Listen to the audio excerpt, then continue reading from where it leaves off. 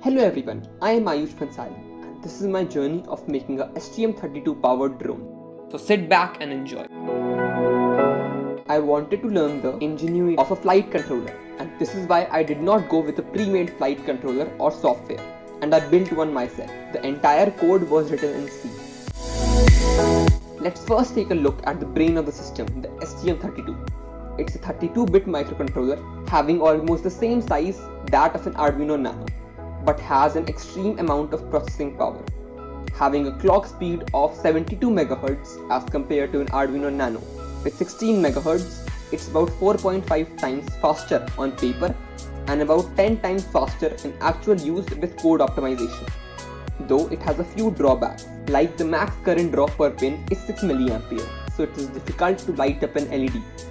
Also, being a 3.3 voltage based controller, it becomes tricky to work with standardized electronics, which typically work on 5 volt.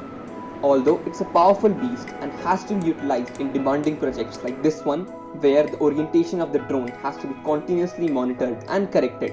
But in my opinion, it is not a microcontroller for beginners because at the moment the framework isn't well built, which accounts for hours of debugging.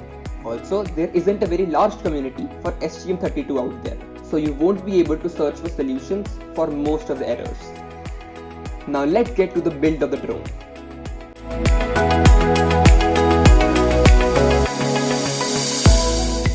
I started with building the frame of the drone.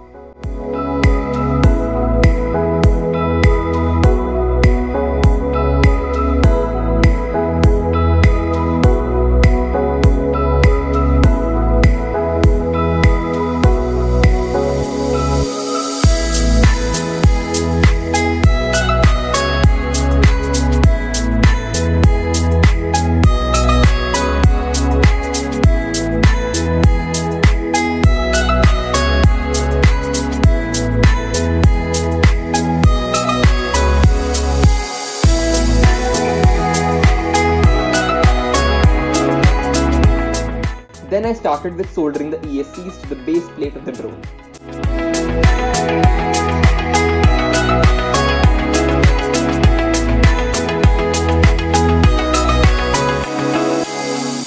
And then joining all the arms to the main plate. After testing all the components separately and drilling the holes, I started soldering the main PCB.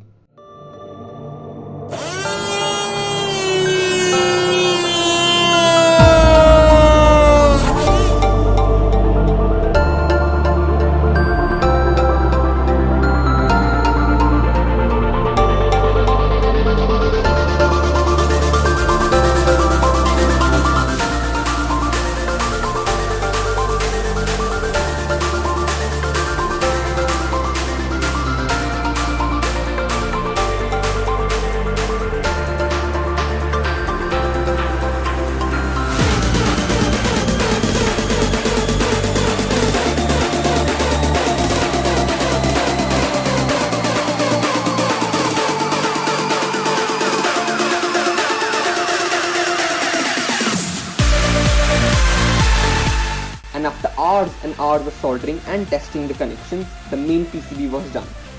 I ensured that there were no weak solder joints as the drone would experience some vibration.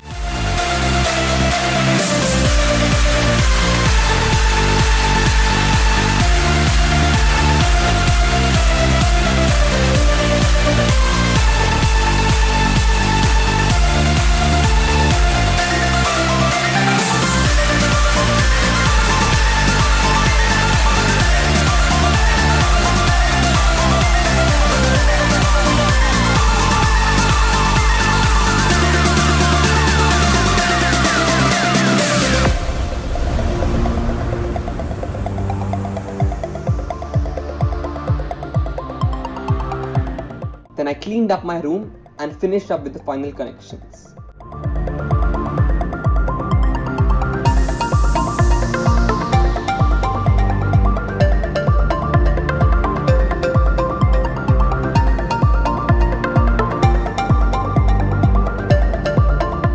Then I connected the main PCB to the drone frame and connected the ESCs, which in turn would control the brushless motor.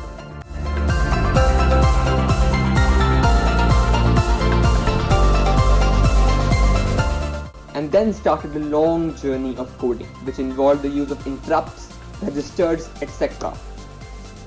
A special thanks to Jube Brooking. His channel provided a lot of insight in the coding of the drone.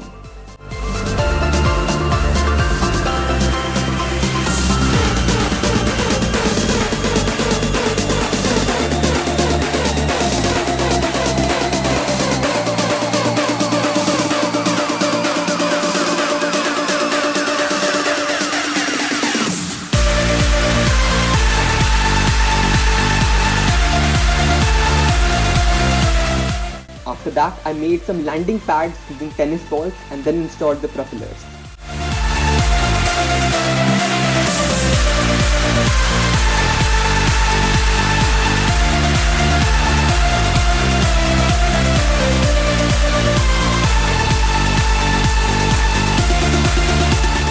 And finally, the drone was ready. And here is the drone.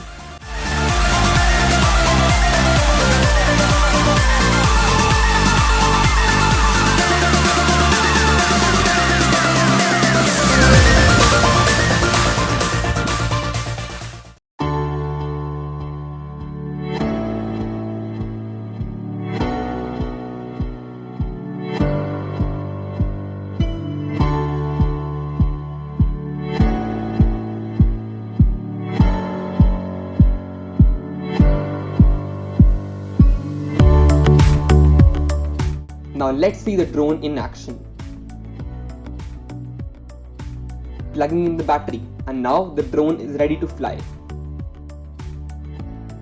With the power of editing and a few tries, I had my first flight.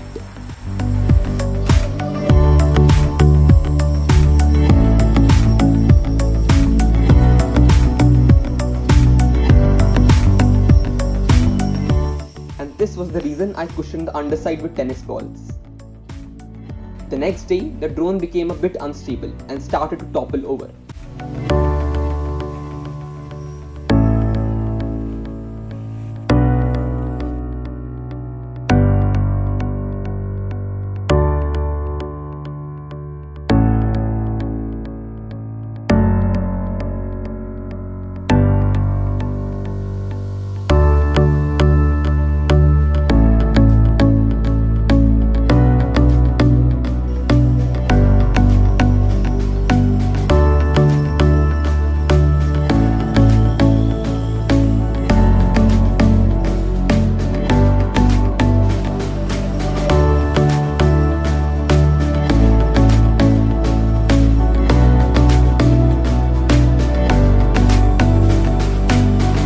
I tried to fix it in the ground, but I was forced to take it to my room.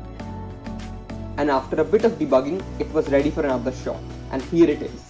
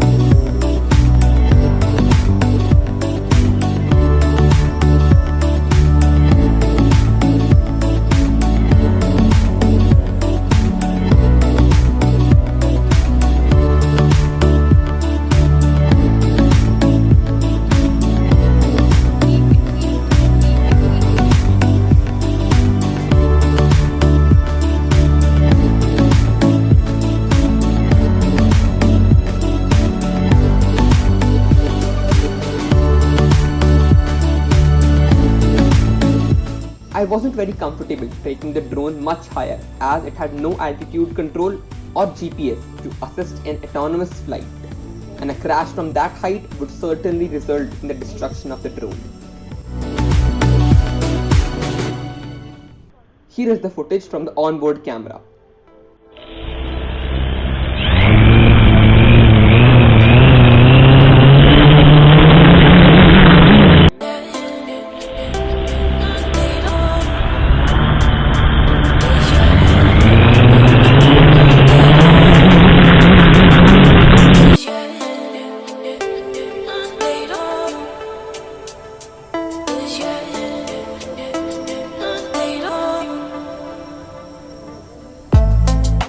There is certainly a lot of room for improvement here, and in the future I will surely get back to this project.